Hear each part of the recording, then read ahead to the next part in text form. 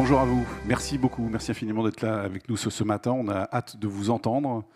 On connaît vos qualités d'orateur, d'analyste, et donc on a envie évidemment que vous nous éclairiez. On a besoin de vos éclairages ce matin. On vous laisse 30 minutes, ça vous va? Et puis après, on aura un temps d'échange avec la salle, ça vous convient?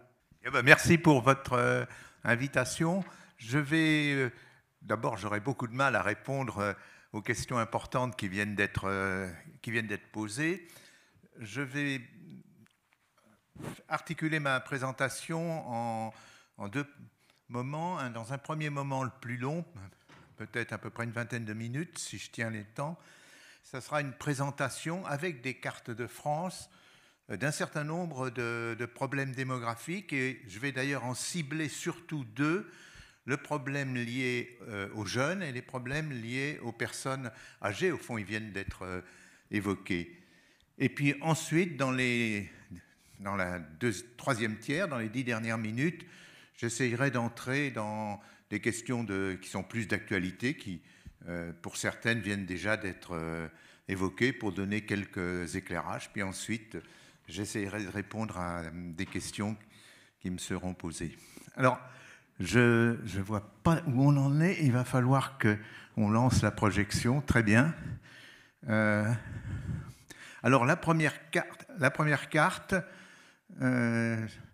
c'est une carte. Est-ce que vous la voyez bien? Oui, c'est une carte où, pour chaque commune, j'ai mis ce qu'on appelle le revenu médian. C'est le revenu tel que la moitié des personnes touche moins que ce revenu et la moitié plus que ce revenu. C'est mieux que la moyenne, parce que dans les moyennes, les revenus très élevés pèsent fort, donc ça clive un petit peu, ça déforme un peu la distribution.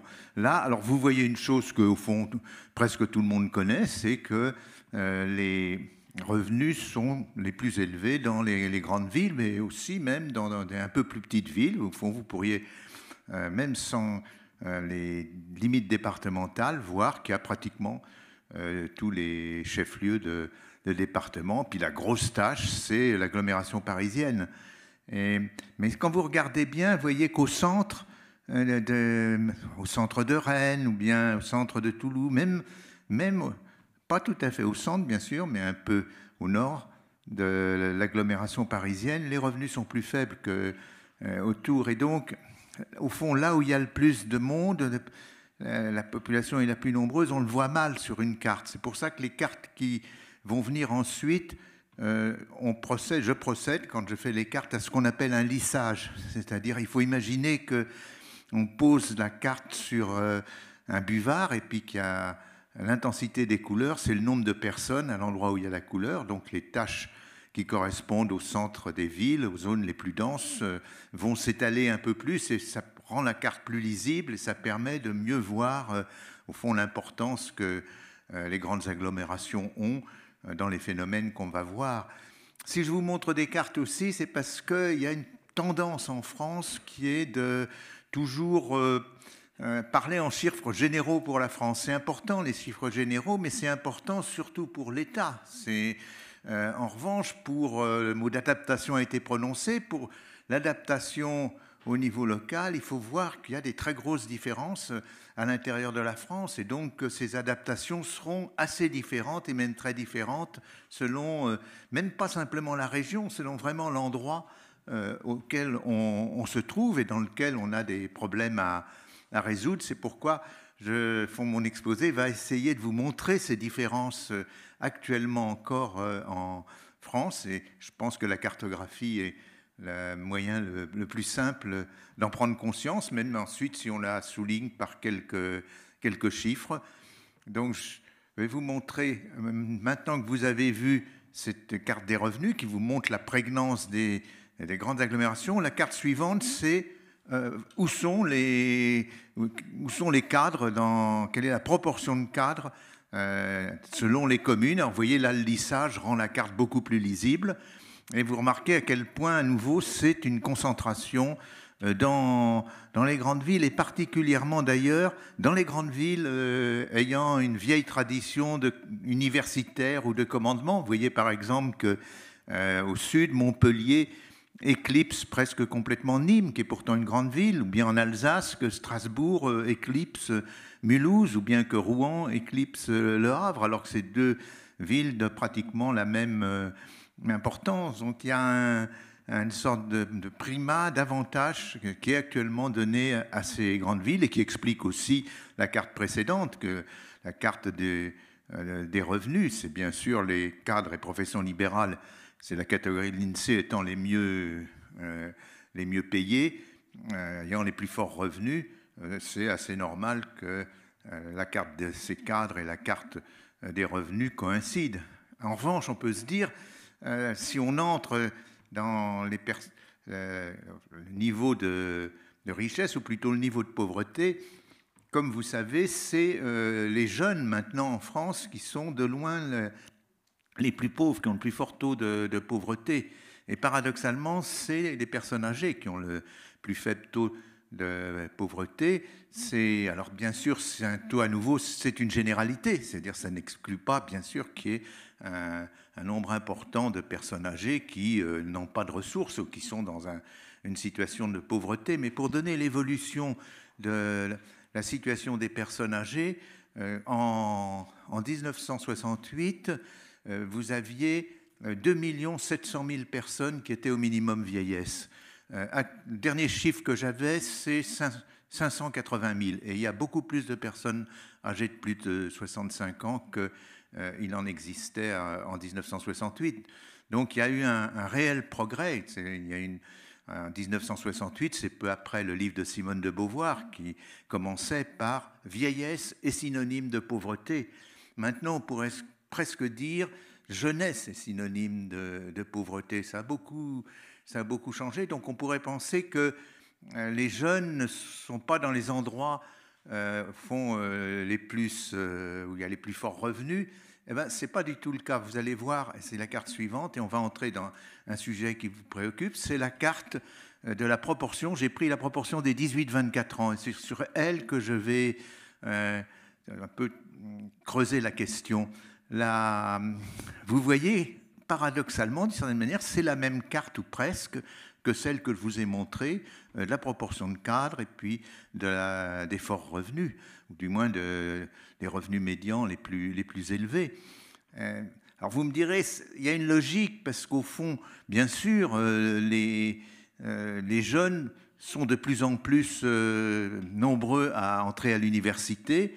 Donc c'est dans les grandes villes universitaires, vous retrouvez les mêmes différences que j'ai signalées tout à l'heure, qu'on trouve la plus forte proportion de jeunes. C'est très important. Dans des villes comme Rennes, ou bien Toulouse, ou bien Montpellier, on atteint pratiquement 20% de jeunes de 18 à 24 ans, c'est-à-dire 1/5 de la population. Et d'ailleurs, on s'en rend compte si on habite dans ces villes, souvent, d'ailleurs pas toujours de la meilleure manière, parce que les jeudis soirs sont particulièrement animés dans certaines villes du fait des étudiants. Et inversement, vous voyez dans les zones en bleu foncé, on tombe au-dessous de 5%. Dans des cantons ruraux de la Creuse, il y a à peu près 3% de la population qui a entre 18 et 24 ans. Et ce qui est là important de dire, c'est justement pas simplement les jeunes qui sont à l'université, ce n'est pas les jeunes étudiants, c'est devenu un phénomène général pour la jeunesse. Même les jeunes qui ont peu de diplômes, qui sont sans diplôme, sont attirés, vont vers les centres-villes. Alors ils trouvent un certain nombre ou de petits boulots. Enfin, c'est aussi, je pense, une partie de votre clientèle, si on peut dire, parce que c'est devenu un phénomène social, un phénomène de mœurs. Il faut bien voir, c'est assez différent du passé. C'est que désormais, l'entrée dans la vie adulte d'un jeune Français se passera au centre ou près du centre d'une grande ville, ce qui risque aussi d'influencer ses comportements futurs.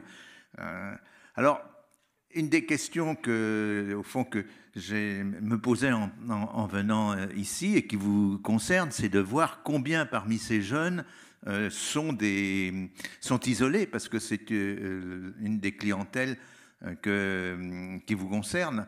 Donc vous allez voir, j'ai pu, alors la carte a l'air un peu bizarroïde, mais je vais vous expliquer comment elle est faite.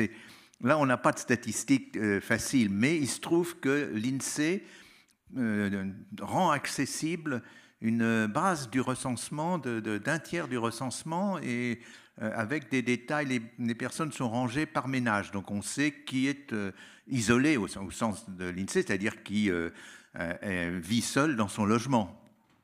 Et d'autre part, on a un certain nombre de caractéristiques, donc ça représente quand même 20 millions de personnes, donc on peut extraire un certain nombre de sous-ensembles sur lesquels on n'a pas de tableau d'habitude. Et là, le sous-ensemble que j'ai extrait, c'est de regarder quelle était la proportion de jeunes de 18 à 24 ans qui vivaient isolés, donc qui vivaient hors de la famille. Ça peut être dans un studio, ça peut être dans une institution, mais hors de la famille. Et vous voyez que la carte est bon, on ne l'a pas non plus.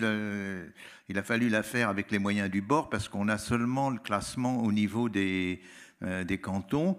Donc il faut reventiler. Enfin bon, je passe sur les détails.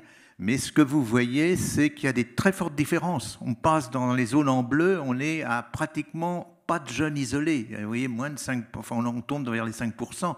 Et dans les zones qui sont en brun foncé, c'est plus de 45%, pratiquement la moitié. Là, il y a une différenciation extraordinaire sur le territoire. Et, suivante.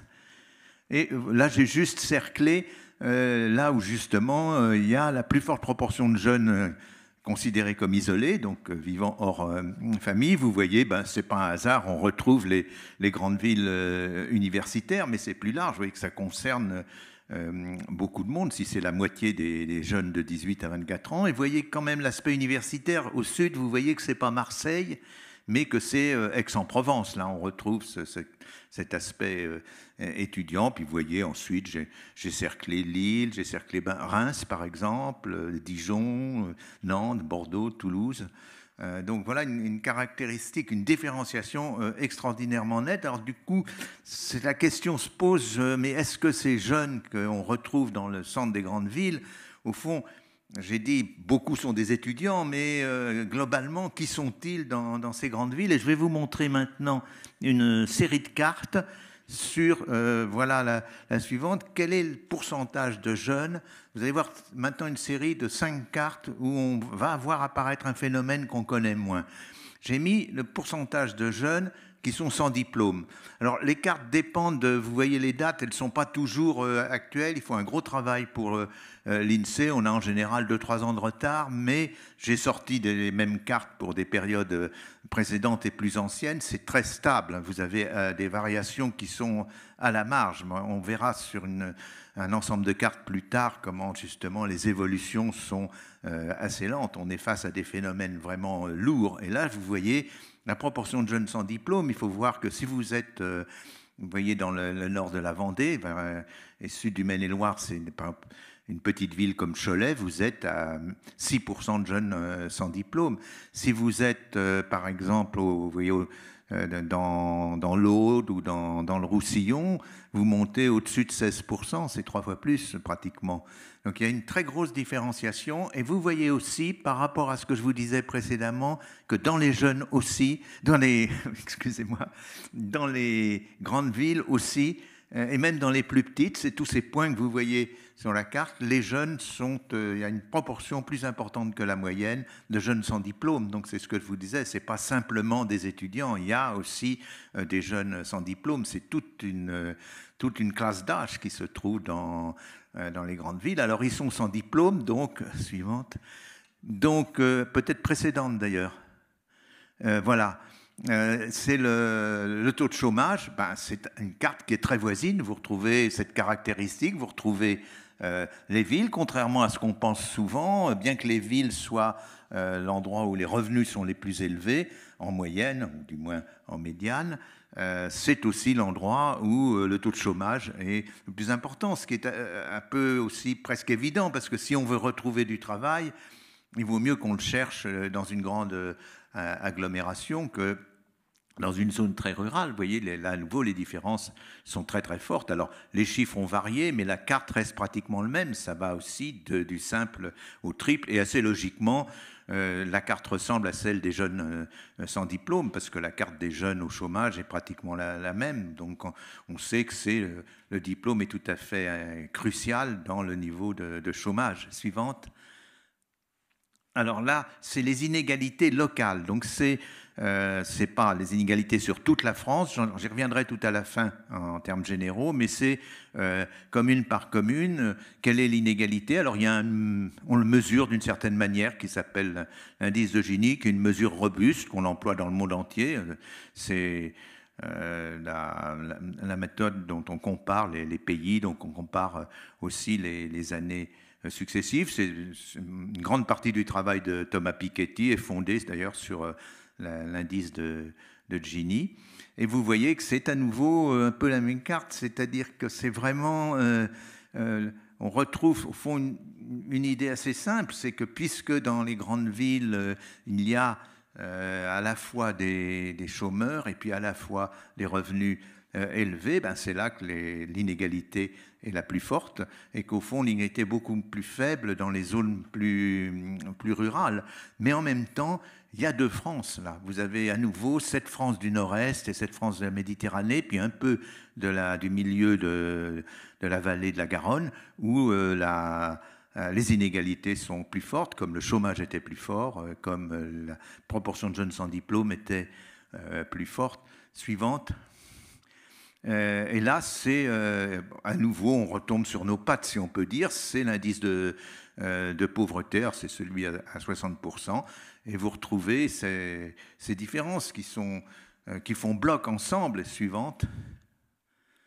Et là, c'est le pourcentage de familles monoparentales. Alors, c'est beaucoup plus urbain, parce que pour survivre une famille monoparentale, il faut que le chef de famille, dans 90% des cas c'est une femme, soit à la fois proche de sa famille et proche de son travail. Donc ça conduit à accepter des logements plus petits, plus vétustes, avec moins de confort, mais qui justement permettent de ne pas être trop éloigné de son travail. Donc c'est dans les villes ou dans leurs environs. Ce que vous voyez sur la carte, les points, c'est aussi des plus petites villes, pas seulement les grandes villes, et puis à nouveau des zones entières sur le nord-est, on retrouve la même caractéristique. Donc il y a au-delà de au fond, ce qu'on a beaucoup entendu ces derniers temps, qui est la différence entre le métropole et puis les zones rurales, vous avez des différenciations fortes à l'intérieur même des métropoles et entre les zones rurales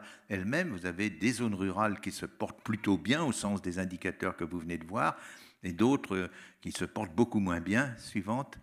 Donc là, j'ai un peu fait un petit résumé pour vous montrer que ça se ressemble. Et puis la carte qui est sur la droite, c'est une synthèse des quatre. Quand vous avez quatre distributions qui se ressemblent, vous pouvez faire une petite opération statistique qui, en leur donnant le même poids à chacune, vous donne une synthèse. C'est celle que vous voyez sur la droite. Donc vous avez un système, si on peut dire, que les différentes cartes s'entraînent les unes les autres. Quand vous avez vu que quand vous êtes sans diplôme et jeune, ben, vous êtes plus souvent au chômage, mais quand vous êtes au chômage, les ruptures d'union sont plus fréquentes, donc on a plus de familles monoparentales.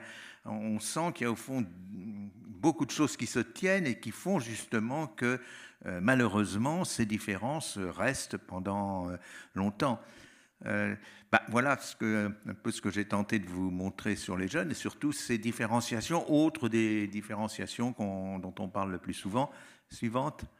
Donc je vais passer maintenant aux plus de 65 ans. Alors c'est très différent.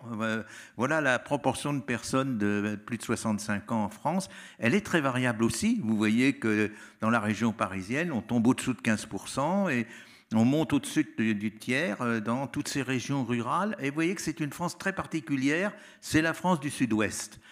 C'est ça a des raisons très anciennes c'est une France où depuis le début du 19e siècle, la fécondité est plus faible et aussi les migrations sont plus fortes vers les zones où il y a de l'industrie, le nord-est, la région lyonnaise.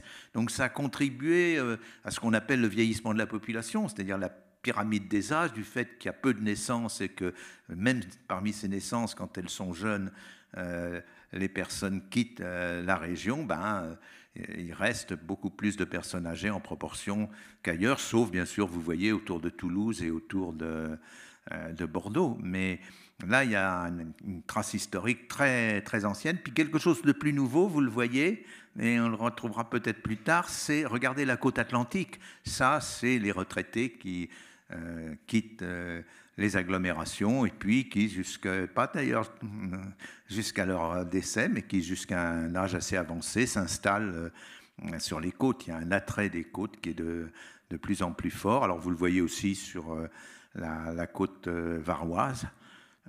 Donc, ce n'est pas du tout les mêmes questions en termes géographiques que celles qu'on a vues à propos des jeunes. Et on va se poser quand même le même problème, c'est quel est le niveau d'isolement, donc le niveau d'aide à apporter à ces personnes qui sont isolées, parce que si elles sont plus de 65 ans et isolées, ça pose des problèmes peut-être même plus graves que les problèmes des jeunes isolés. Alors voilà, c'est la même chose. J'ai regardé à l'aide de ce grand échantillon du recensement quel était le pourcentage d'isolés parmi les personnes âgées de plus de 65 ans. Vous voyez que c'est assez variable, mais moins que pour les jeunes. Dans les zones où il y a le moins d'isolés, vous voyez que c'est de l'ordre de 30%, ce qui est quand même important. Et puis on monte au-dessus pratiquement de 45% dans les zones que vous voyez en brun. Qui sont la Bretagne, qui sont toute une sorte, et je vais prononcer le mot, une sorte de diagonale qui part de la Lozère et de l'Aveyron, puis qui remonte vers les Ardennes, sauf la Champagne. La Champagne est très peu peuplée et en plus de ça assez riche parce qu'elle produit du champagne, à vrai dire. Et, donc là, c'est pas du tout, au fond, là où sont les personnes âgées isolées, c'est pas du tout là où elles sont le plus nombreuses. C'est une carte qui est totalement différente de la précédente. Alors que pour les jeunes, il y avait coïncidence. Les jeunes, là où il y avait la plus forte proportion d'isolés chez les jeunes, c'est là où les jeunes étaient les plus nombreux. Là, on a un mécanisme tout à fait différent. Et ça vaut le coup de le regarder un peu plus en profondeur. Suivante. La carte qui ressemble de loin le plus à celle que je viens de vous montrer, ce n'est pas une carte drôle, c'est la carte de la mortalité, ou de l'espérance de vie, si vous voulez. Plus exactement, c'est une carte, c'est une carte qui a été bien faite en ce sens que on a ramené à même structure d'âge. Donc, ce n'est pas parce qu'il y a plus de personnes âgées qu'il y a plus de mortalité. Là, c'est vraiment à structure d'âge égale, quelle est la proportion de personnes qui décèdent pour à peu près 100 000 personnes. Et vous voyez que on retrouve ce que je vous ai décrit, cette sorte de diagonale qui remonte jusqu'aux Ardennes, et puis la zone bretonne, et puis le chapeau nord. C'est quand même un tout petit peu inquiétant de voir qu'il y a coïncidence entre l'isolement des personnes âgées et puis les fortes mortalités. Alors, ça va plus loin, les cartes suivantes vont vous le montrer. Suivante. C'est la croissance de la population au cours de... Fallait bien que j'y vienne, puisque je parle de démographie, c'est comment la population augmente. Vous voyez que c'est sur les dernières années qu'on a, les dernières 5 années. Alors, je me suis trompé dans les chiffres de l'échelle. Hein, c'est pas exactement cela. Les zones bleues, c'est des zones où il y a décroissance, et les zones rouges, c'est des zones où il y a croissance et croissance forte. Et on voit que cette croissance forte est sur ce qu'on appelle l'arc atlantique. Elle est aussi Rhône-Alpes et puis zone méditerranéenne, puis bien sûr dans la périphérie des villes, mais surtout qu'il reste une zone de décroissance en France, de dépopulation. Et c'est celle, j'ai prononcé le mot déjà plusieurs fois, c'est ce qu'on appelle la diagonale du vide. C'est une zone non seulement où la population est en train de diminuer, mais où elle était déjà peu nombreuse. Et suivante, on voit que le phénomène s'amplifie. Je vous ai mis la croissance entre 2008 et 2013, puis entre 2013 et 2018, et vous voyez que les taches bleues ont augmenté. Il y a une zone en France qui est une zone de plus en plus large qui se dépeuple, et elle est vraiment assez sur cette diagonale. Il y a une petite des populations aussi dans les zones les plus montagneuses, vous le voyez, puis aussi tout au centre de la Bretagne, mais c'est maintenant peu de choses, et puis dans le bas de la Normandie, dans le département de l'Orne, par exemple, mais la masse des zones dépeuplées, c'est dans cette diagonale suivante. Alors, ce n'est pas un hasard, j'ai mis la distance ici au plus proche médecin. C'est dans la même zone, c'est assez logique finalement, puisqu'il y a des populations, puisque la population est peu nombreuse, le médecin est plus éloigné, donc il y a peut-être justement un rapport entre cet éloignement des services de santé et puis le fait que vous avez vu cette mortalité plus élevée dans ces zones et aussi le fait que ce soit les personnes, la plus forte proportion de personnes vivant seules parmi les personnes de plus de 65 ans suivantes.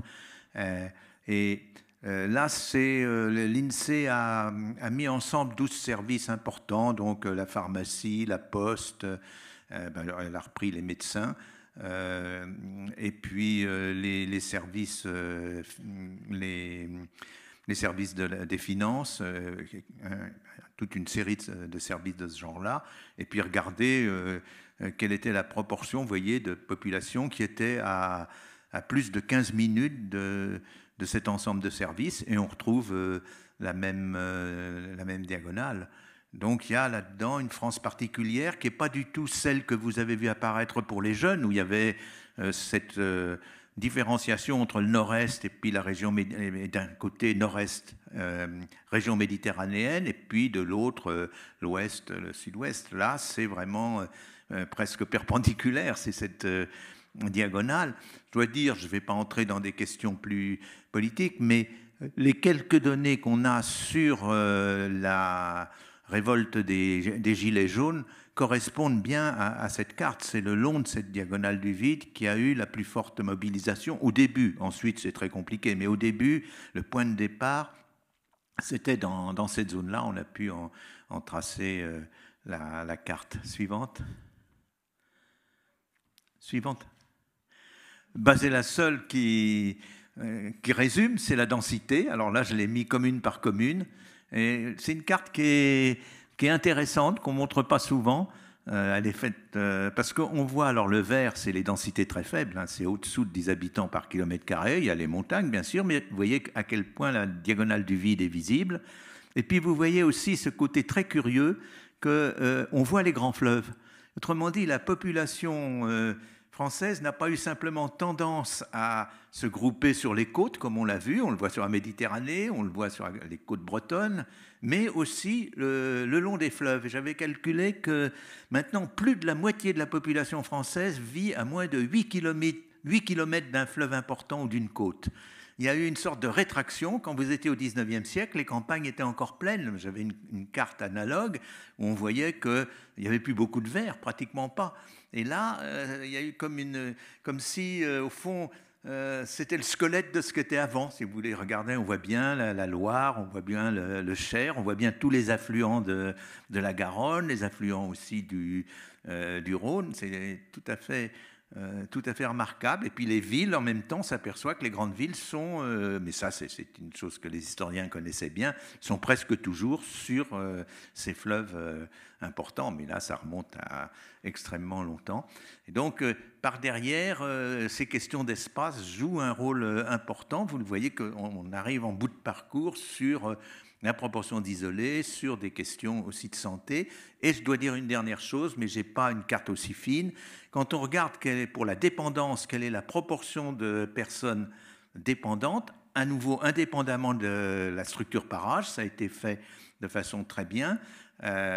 Et donc, ce n'est pas parce qu'il y a plus de personnes plus âgées à un endroit, c'est à même structure d'âge, eh bien, on retombe sur une carte voisine de cela et voisine des précédentes, ce qui est paradoxal, parce qu'on pourrait penser que là où on meurt plus jeune, on est moins souvent dépendant, on meurt plus vite. Ce n'est pas du tout le cas, c'est l'inverse.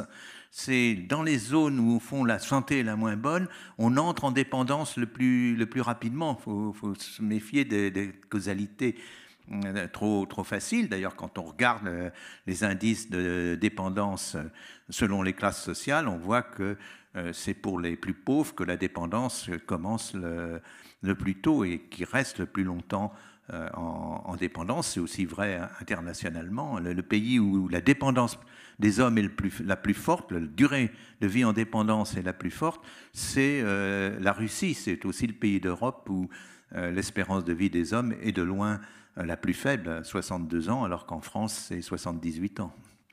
Suivante, je vais terminer maintenant rapidement. D'autres répartitions, juste pour mémoire, je vais vous montrer quelques autres répartitions qui montrent qu'on ne peut pas se limiter à ce que je viens de vous montrer. Voilà, c'est le comportement des personnes beaucoup plus âgées. J'ai mis la proportion de 85 ans et plus parmi les personnes âgées. Elles reviennent vers des zones urbaines. Vous voyez les points rouges, même surtout des petites villes. Hein. Et puis, vous voyez qu'elles quittent les côtes alors qu'elles s'y étaient rendues au moment de leur retraite. Suivante. Alors, très important, comment se déplace-t-on dans la France? Et ça, je pense qu'aussi, ça vous concerne. Quelle est la dynamique à l'intérieur du territoire? Il y a de plus en plus une différence nord-sud. Dans les zones vertes, les soldes migratoires, c'est-à-dire la différence entre les personnes qui s'installent et les personnes qui partent, eh bien, est négative. Il y a plus de personnes qui partent que de personnes qui s'installent. Vous voyez que c'est tout un grand nord-est, à quelques exceptions près. C'est une ligne qu'on appelle Saint-Malo-Genève. Et puis au sud, au contraire, et surtout sur les côtes, les soldes sont positifs, y compris sur la côte du Languedoc, qui est pourtant la région où le chômage est le plus important en France. Il y a donc un mouvement de la population vers le sud qui intrigue, parce qu'il n'est pas lié à des facteurs économiques. Suivante. Et c'est ce que je vous avais promis, c'est de vous montrer comment les choses évoluent. Alors là, ça évolue plus vite que d'autres, mais vous voyez que c'est lent. Regardez, on démarre en 68, on voit qu'en 68, c'était encore l'exode rural, c'était encore les villes et surtout leurs banlieues et le périurbain qui profitait de l'arrivée de population où les soldes étaient positifs. Puis vous voyez que ça devient de plus en plus faible. On arrive en 90-99, c'est déjà l'amorce de ce nord-sud. Et puis de plus en plus, vous voyez, 99, 2007, et puis on arrive à la carte que je vous ai montrée, où cette fois-ci, c'est tout à fait tranché. Donc là, on est sur un mouvement distant. Je ne veux pas faire de précision, mais enfin, je pense qu'il serait logique d'imaginer que le vert va encore descendre un peu dans les années à venir, et puis le rouge encore se renforcer sur les côtes méditerranéennes et de l'Atlantique. Dernière... Oui, il faut en dire un mot parce qu'on entend souvent n'importe quoi, c'est la proportion d'immigrés dans la population. Vous voyez que c'est assez particulier, ça n'a pas grand rapport avec les cartes précédentes, mais bien sûr, il y a une domination très forte de la région parisienne. Et puis un petit peu, mais ce n'est pas les mêmes immigrés, la région autour de la Suisse, mais c'est souvent des gens qui ont un niveau social plus élevé, qui travaillent en Suisse et à Genève notamment. Et puis, je ne vais pas commenter beaucoup plus, mais vous voyez aussi que c'est dans les villes où sont beaucoup plus souvent les immigrés. On tombe à des taux très faibles d'immigrés. Vous voyez, moins de 1,5%. La différenciation est énorme dans des zones rurales. Et puis, dans des grandes villes, on peut aller à 25%. On arrive même à plus de cela en Seine-Saint-Denis, qui est le recordman. Voilà, j'ai terminé sur ce point. Puis je vais dire un mot, comme je vous l'avais annoncé, de questions plus récentes. Donc c'est très difficile, c'est des questions qui portent sur que va changer la crise, et c'est très difficile. Votre président a eu la même prudence que moi. On est soumis à des surprises, plutôt des surprises mauvaises. Je pense que personne ne vous aurait dit il y a un an qu'on allait avoir une 5e vague, surtout étant donné le niveau de vaccination. Donc il faut être assez prudent. Ceci dit, je vais souligner rapidement quelques points. Le point on a tout de suite pensé que la pauvreté allait augmenter avec l'épidémie. Les données qu'on a ne vont pas dans ce sens-là. Alors, il faut être prudent, mais il y a 2 très bons ensembles de données, les unes réunies par l'Institut des politiques publiques, l'IPP, et puis les autres par l'INSEE, qui ont d'ailleurs été publiées le mois dernier, en novembre. Elle montre que, les données de l'IPP montrent que l'IPP a divisé l'ensemble des Français selon leurs revenus en 100 classes de revenus, on appelle des centiles, donc le 1% qui ont les plus faibles revenus, puis jusqu'au 1% qui ont le plus fort revenu. Les différences, disons que dans les 8 premiers centiles, donc dans les 8% qui ont les plus faibles revenus, il y a eu une petite perte de revenus, mais faible. Elle est un peu de l'ordre de 1% pour 2019 et 2020. Et puis, le fait marquant, c'est que dans les 1% qui ont les plus forts revenus, alors là, il y a eu un gain vraiment important, 7,5%, et dans le millième qui a le plus fort revenu, le gain a été de 17,5%. C'est quand même très particulier. Mais ça n'a pas été, comme on pourrait le croire immédiatement, au détriment fortement des pauvres. Ça a plutôt d'ailleurs été au détriment de ceux qui sont dans la zone 90-99%.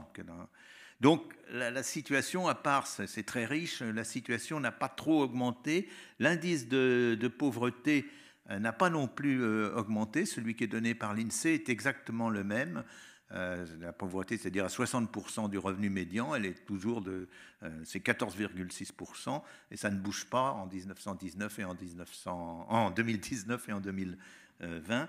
Donc c'est un peu paradoxal, mais je crois qu'on voit l'effet des aides. L'INSEE a regardé comment les aides avaient porté sur les différents niveaux de revenus, et ce qui est plutôt positif en pourcentage de leurs revenus, c'est les plus petits revenus qui ont eu la plus forte proportion d'aide, mais par rapport à leurs revenus. En global, en somme touchée, c'est pas du tout ça, parce que eux avaient des revenus faibles, donc l'augmentation de leurs revenus est relativement faible aussi, même si elle est plus forte que les autres. Et puis ceux qui ont des revenus élevés ont eu au contraire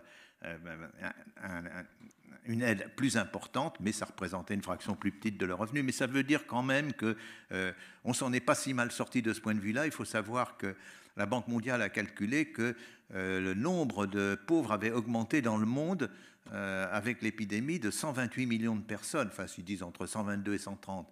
C'est absolument énorme. Et là, l'Europe, pas simplement la France, l'augmentation est tout à fait faible. Donc les politiques sociales, quoi qu'on en dise souvent, ont joué. Au fond, ce qui s'est produit, c'est plutôt... Alors l'indice de Gini est resté le même, malgré l'augmentation des revenus des plus riches.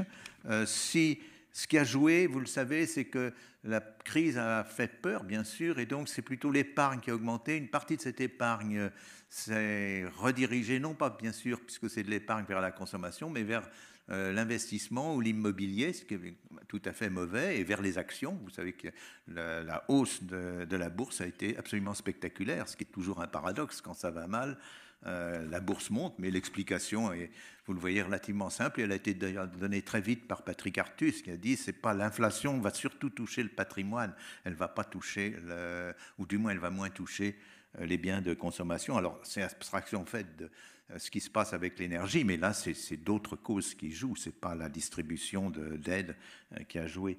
Autre point, et je vais avoir fini là, l'atteinte par le Covid-19, il faut dire que là, pour les parties les plus pauvres de la population, il y a des différences fortes. Notamment la population immigrée, mais aussi les pauvres ont été nettement plus touchés. Pour les immigrés, c'est plus de 2 fois plus comme contagion que la moyenne de la population. C'est pas parce qu'ils sont immigrés ou parce qu'ils sont pauvres, mais c'est parce qu'ils occupent des emplois qui sont en contact avec la population. Prenez par exemple l'exemple des livreurs. Ils peuvent pas faire autrement, et donc ils sont plus souvent soumis à des risques, mais ça compte socialement. Il y a aussi le fait qu'il y a eu plus de réticence pour les revenus les plus bas à se faire vacciner, pas beaucoup plus, mais quand même un peu plus. Dernier point, peut-être sur lequel je vais dire 2 derniers points.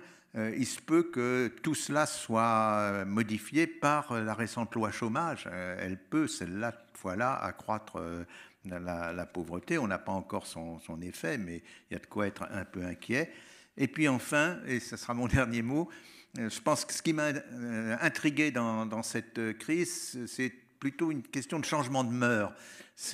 On a découvert avec le distanciel, avec le télétravail, on a découvert pour beaucoup de Français une sorte de liberté dans le travail.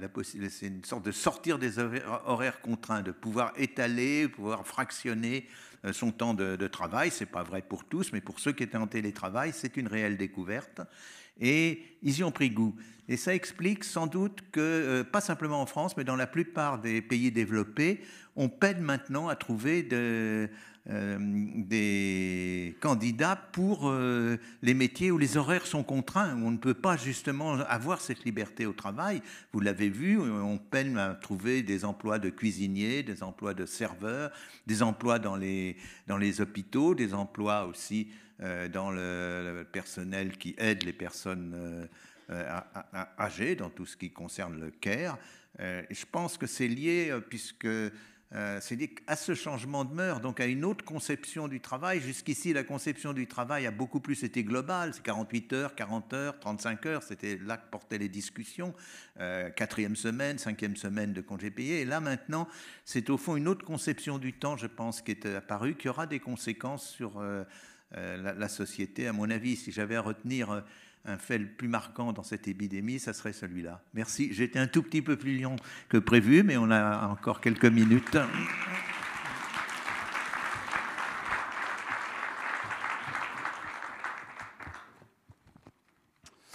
Merci beaucoup. Alors, on va peut-être allumer la salle si c'est possible pour qu'on puisse vous voir. Voilà, super. Très bien. Pour éventuellement ceux qui dormaient, mais je ne crois pas, compte tenu de l'exposé. Juste par rapport à ce que vous disiez à la fin sur finalement amortissement, les aides, chômage partiel, donc finalement une évolution de la pauvreté pas neutre mais quand même relativement faible. Est-ce qu'il ne risque pas d'y avoir un effet dans les mois qui viennent parce qu'il y a aussi des gens qui ont quitté leur métier pour devenir auto-entrepreneurs, pour devenir profession libérale, donc des travailleurs qui vont devenir sans doute plus précaires, on y reviendra dans un instant dans l'autre table ronde. Est-ce que là, on ne peut pas voir arriver un phénomène de paupérisation plus fort dans les mois ou années qui viennent? Oui, c'est un risque, c'est-à-dire d'une certaine manière, on voit tous ces métiers où on manque de personnes. Quand vous êtes dans la rue, vous voyez marqué recherche serveur, recherche aide pour même dans des boulangeries, des charcuteries. Au fond, on ne sait pas où ont disparu ces aides pour l'instant, et vous avez raison.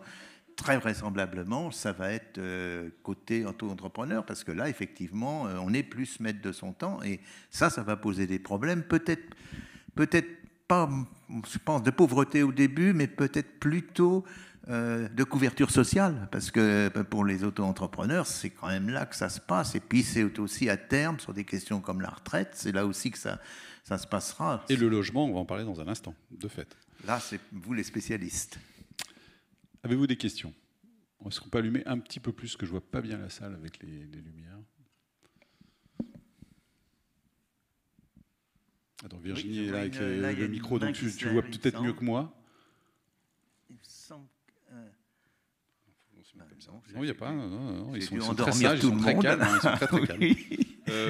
Juste sur les sols migratoires, vous avez montré à un moment donné cette carte assez saisissante, effectivement, de plutôt dépeuplement nord-nord-est, et puis des gens qui vont au sud. Est-ce qu'il y a une grosse proportion de jeunes qui vont chercher du travail, mais dans des zones où, a priori, il n'y en a pas forcément, parce que dans le oui, alors j'ai pas eu le temps, mais je le ferai de regarder qui ça concernait, parce que c'est assez compliqué. Il faut justement utiliser la base de données dont j'ai parlé, mais un certain nombre d'observations de monographie montrent que une partie de ces personnes qui vont vers le sud sont effectivement des jeunes sans diplôme qui viennent de régions du nord-est, et le mécanisme est un peu le suivant. Ils partent vers le sud au moment des vacances, où ils ont des emplois de pizzaiolo, ou bien de maître nageur, ou bien de jardinier supplétif. Et puis ils se plaisent, ils sont dans le Languedoc, et puis ils y restent l'hiver venu, après tout. Et là, ils vont vers des petits boulots, ils cherchent à s'adapter, mais c'est une des raisons sans doute pour lesquelles le chômage des jeunes est très élevé dans ces régions. Là. Donc là, ça pose aussi ça pose un certain nombre de problèmes que je pense vous rencontrez sur tout ce que je dis. On a des données sur ce qui touche l'ancien Languedoc-Roussillon, mais on subodore que c'est un peu la même chose dans une partie du sud-ouest. Est-ce il se dit en tout cas que l'espérance de vie aurait tendance à baisser, enfin en tout cas à stagner. Est-ce que la crise l'a fait quelque peu Alors baisser? oui, ça c'est une chose importante. C'est très important parce que j'étais intervenu sur cette question à propos du problème de loi sur les retraites. Parce que les hypothèses, il y a un comité d'orientation des retraites qui avait fait des hypothèses de hausse de l'espérance de vie qui étaient exagérées. J'avais souligné que déjà depuis 10 ans, l'espérance de vie augmente de plus en plus lentement. Donc la crise arrive là-dessus, mais c'est un phénomène plus large. Et je vous signale qu'aux États-Unis, où pourtant l'espérance de vie est 3 ans et demi au-dessous de l'espérance de vie française, l'espérance de vie baisse. Pas énormément, mais elle baisse depuis maintenant 5 ans. Alors la crise a accentué, mais je ne veux pas avoir l'air de manquer de cœur, mais elle n'aura pas un effet énorme. Parce que heureusement, la mortalité liée à cette crise, elle est importante, mais elle touche des gens qui souvent n'avaient pas une grande espérance de vie. Donc, pour donner des chiffres, et je les avais publiés dans Le Monde, l'espérance de vie telle qu'on la calcule, mais là ça devient presque technique, à cause de la première vague, a perdu une demi-année. Donc ça a l'air importante. Mais c'est parce que dans son calcul, il est supposé que les risques de mortalité âge par âge, c'est comme ça qu'on la calcule, ont été atteints par l'épidémie.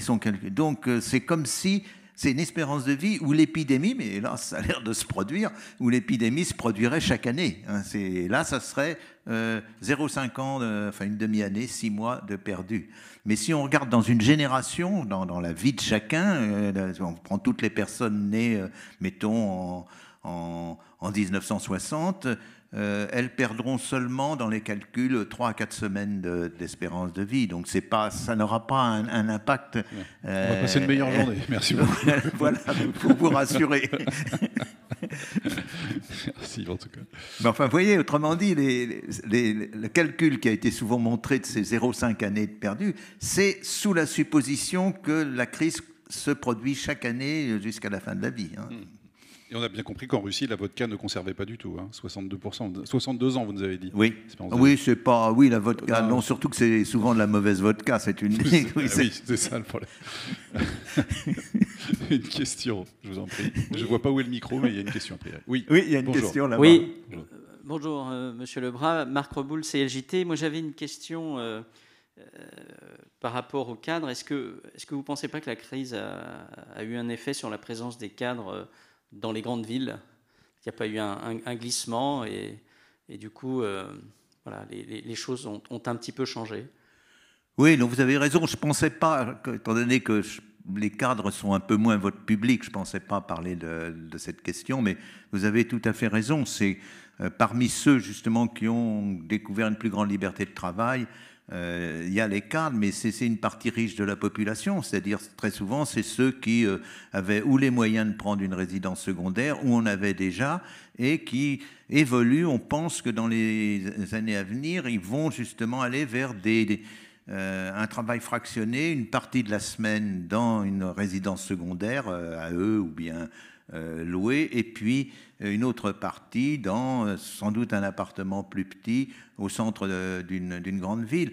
On peut le prévoir dans la mesure où c'est déjà ce qui se passe en Allemagne bien avant la crise et en Angleterre. Et même en Allemagne, d'ailleurs, dans les enquêtes et même dans ce qu'ils appellent les micro-recensements, les personnes peuvent donner 2 domiciles. En France, il y a un seul domicile par personne, mais peuvent donner 2 parce que le phénomène est suffisamment important. Donc on pense que ça va se développer, mais ça dépend aussi, il faut un peu se méfier de ce qui se passe à l'instant. Ça dépend de la couverture au débit du territoire. C'est une condition importante et elle n'est pas excellente.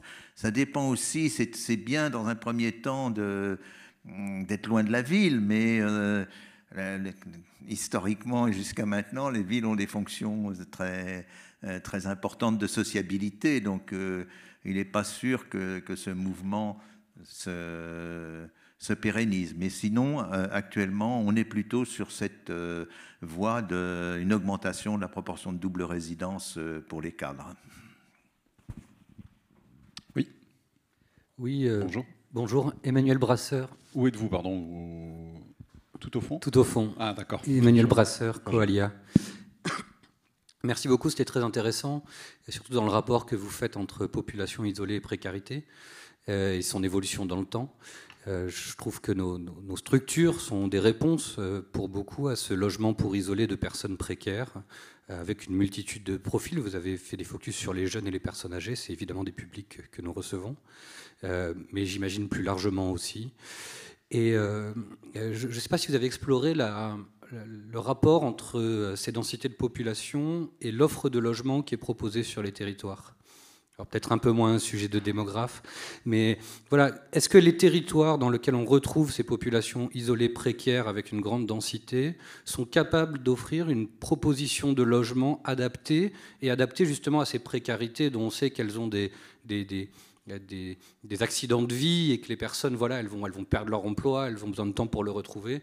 Et donc, comment on répond à ce besoin de logement pour ces populations? C'est bien, on est dans la deuxième oui, table ronde. Là, alors, disons que au fond, c'est plus à vous, d'une certaine manière, d'y répondre, mais je peux apporter un élément de réponse dans la mesure où j'ai travaillé, je crois que c'était il y a 4 ou 5 ans, et j'avais fait un petit livre sur ce qu'on avait appelé l'avenir du logement social. Donc, c'était un groupe de personnes qui travaillaient dans le logement social, y compris alors en allant jusqu'à des associations comme Aurore ou comme Emmaüs. Donc c'est pas simplement les HLM, mais c'était surtout les HLM. Du coup, je pense qu'il y a un lien entre ce que j'avais, au fond, ce sur quoi j'avais travaillé, puis votre situation du logement d'urgence. Donc et là, ce qui était clair, c'est qu'il y a bien sûr un désaccord, un désajustement très fort de l'offre et de la demande. C'est l'histoire des zones tendues, c'est l'histoire de la progression de la construction. Donc je pense que c'est à peu près la même situation. Je ne peux pas répondre précisément, mais les cartes que je vous ai montrées, par exemple, s'adaptent mal à la question des zones tendues, la question aussi des logements en ville est posée. Vous avez vu que forcément la précarité a tendance à se concentrer dans les villes, pas celle des personnes âgées, hein, vous l'avez vu, mais celle du reste de la population. Je n'ai pas montré plus loin pour les familles monoparentales, mais enfin sur la carte c'était tout à fait clair. Donc là, il y a un véritable problème qui est. Mais je lisais encore ce matin des questions sur la faiblesse de la construction de logements dans les grandes villes, et qui a été, en plus de ça, accentué. Ça sera peut-être un effet néfaste de la crise, qui a été accentué par la crise, puisque la construction a aussi baissé durant la crise. Mais là, je ne peux pas aller beaucoup plus loin. Ça serait m'aventurer sur quelque chose que je ne connais pas. On en reparlera cet après-midi, évidemment. Oui, bonjour. Oui, bonjour. Manuel Alaric de l'association Nelson Mandela dans la Sarthe. Je me permettais de rebondir un petit peu sur la question précédente, mais pour revenir sur le public historique de l'UNAFO qui était les foyers de travailleurs migrants. L'UNAFO est créé en 1979, était principalement là pour accueillir des personnes migrantes, précaires, vulnérables. Et voilà, maintenant, presque 40 ans plus tard, nous en sommes là et on retrouve finalement un contexte migratoire assez particulier. Et avec votre vision de démographe, comment vous pouvez nous remettre aussi en perspective pour quelle solution, ou quelle est la cause ou le problème de ce qu'on est en train de vivre actuellement, et le contexte politique du moment en fait partie. Mais j'ai vraiment le souhait d'entendre votre avis de démographe sur cette problématique migratoire qu'on entend et qui nous rappelle en tout cas la création de l'Union en 1979. Alors, là on entre dans un immense sujet, vous êtes d'accord, mais un sujet sur lequel j'ai quand même un tout petit peu de travailler, puisque c'est cette question des migrations. Vous avez raison, on entend n'importe quoi à ce sujet, je suis obligé de le dire. Et y compris, ce n'est pas simplement des extrêmes, hein, enfin de l'extrême du côté droite qu'on entend n'importe quoi, c'est même parfois jusque du centre. Or, je vais juste vous donner une indication sûre, c'est-à-dire la meilleure indication qu'on ait sur l'intensité du phénomène migratoire, c'est donné par l'INSEE. L'INSEE fait tous les ans ce qu'ils appellent une enquête de recensement. Et dans cette enquête de recensement, ils prennent une commune sur 5 de moins de 10 000 habitants et 8% dans les communes de plus de 10 000 habitants tirés au hasard. C'est les logements qui sont tirés au hasard. Et ça représente au total 9 200 000 personnes pour la dernière. C'est donc un vrai sondage, hein. Ce n'est pas du 1000 personnes comme IFOP ou Ipsos, hein. Et ensuite, l'INSEE publie, vous pouvez aller, c'est bête, je ne l'ai pas sur moi, mais je pourrais même vous donner le numéro du fichier, mais vous avez qu'à taper immigré, et puis vous arriverez à trouver le fichier correspondant, et il donne quelle est la proportion des habitants de France qui sont immigrés venant de tel et tel et tel pays, et puis plus généralement aussi de tel continent. Donc on a les chiffres. Et on peut comme ça, d'une année à la suivante, regarder combien de personnes, combien d'immigrés sont en plus dans la population. C'est quand même ça le vrai chiffre. Et là, vous êtes sûr, la méthode est bonne. Il y a des petites incertitudes, mais elle est bonne. Les entrées qu'on vous cite, c'est n'importe quoi, parce qu'on ne sait pas combien de temps les gens vont rester. C'est des entrées qui sont des entrées administratives. Souvent, les personnes sont déjà là depuis quelque temps. Souvent, elles repartent 6 mois après, enfin, ainsi de suite. Mais en revanche, la méthode que je vous indique de l'INSEE est vraiment sûre. Quel est le chiffre le dernier chiffre qu'on a, c'est donc l'augmentation de la population immigrée entre 2019 et 2020. On n'a pas, bien sûr, le tout dernier. Entre 2019 et 2020, donc avant la crise, l'augmentation de la population immigrée venant du Maghreb et d'Afrique subsaharienne a été de 117 000 personnes. Voilà le chiffre. Combien a-t-elle été dans les années précédentes? On mesure ça depuis 2006. C'est là que la réforme des recensements de l'INSEE est vraiment entrée en action. Si on prend depuis 2006, la moyenne de 2006 à 2019, c'est 97 000 de plus par an. Ça vous donne donc la mesure d'une chose qui n'est pas très importante, il faut le souligner. Alors, il y a actuellement des difficultés il y a eu bien sûr la vague des demandeurs d'asile, qui est le changement tout à fait récent, et il se peut que ça augmente un tout petit peu plus, mais elle était déjà présente dans l'augmentation de population immigrée entre 2019 et 2020. Donc le problème est grossi, est artificiellement grossi, et je suis obligé de le dire, artificiellement grossi par beaucoup de politiques. Et je vous recommande d'utiliser ce type de chiffre qui me paraît être vraiment un chiffre sûr. Les autres sont des chiffres qu'il faut manier avec une très grande précaution, qui contiennent des quantités très très différentes, où on mélange des étudiants... On est loin du grand remplacement. On est loin du grand remplacement. Oh bah oui, là ça n'a pas de sens. Enfin, je veux pas. Que vous venez de nous donner. Non, là, je veux pas entrer dans le détail, mais. Non, je dis ça parce que je vous ai vu effectivement vous exprimer sur ce sujet-là et en plus, oui, c'est-à-dire là pour cette question, cette question est. Enfin, ce qui est triste à dire, c'est que dans une enquête qui avait été commandée par le journal Challenge, comme vous l'avez vu, 61% des Français pensent qu'il y aura grand remplacement. Hein, c'est ce qui est inepte, parce que pour le dire, il faut projeter la population, voir comment vont évoluer les différentes composantes de la population, et vous vous rendez bien compte qu'avec 97 000 de plus en moyenne, ou 117 000 de plus pour la dernière année, même arrivé en 2050, il n'y aura pas une grosse augmentation de la population immigrée, puis la plupart aussi s'intègrent, c'est une autre chose qu'on n'entend pas assez souvent. Une autre question, une ou deux? Virginie, pas de questions? Juste peut-être un point, parce que c'est aussi une idée reçue qu'on a encore, mais vos cartes sont très éloquentes. Autant on a pu parler d'une opposition entre les villes et les périphéries ces dernières années, autant là on voit clairement avec les grosses taches de couleur sur votre carte que les oppositions elles sont plutôt entre les régions finalement, non? Oui, les deux. Hein, et elles sont paradoxales. Si je reviens à nouveau sur la question politique, vous allez voir, c'est extrêmement paradoxal. Parce que vous avez vu que quand j'ai fait la carte de synthèse, j'avais pris 4, mais on peut en prendre aussi 5, il y avait deux choses sur la carte. Il y avait cette bande nord, les problèmes étaient concentrés sur cette bande nord-est, disons Le Havre-Belfort. et puis là, une grande bande méditerranéenne et un petit bout de la vallée, disons la vallée moyenne de la Garonne, le Lot-et-Garonne, le Tarn-et-Garonne. Mais en même temps, quand vous regardez un niveau plus fin, c'était une opposition, les problèmes étaient plus importants dans les villes que dans les zones rurales. Donc il y a deux échelles. Or, quand on regarde, par exemple, les votes d'extrême droite, la carte régionale correspond bien. C'est-à-dire les votes d'extrême droite sont bien dans les régions qui, au fond, où les problèmes sont les plus importants.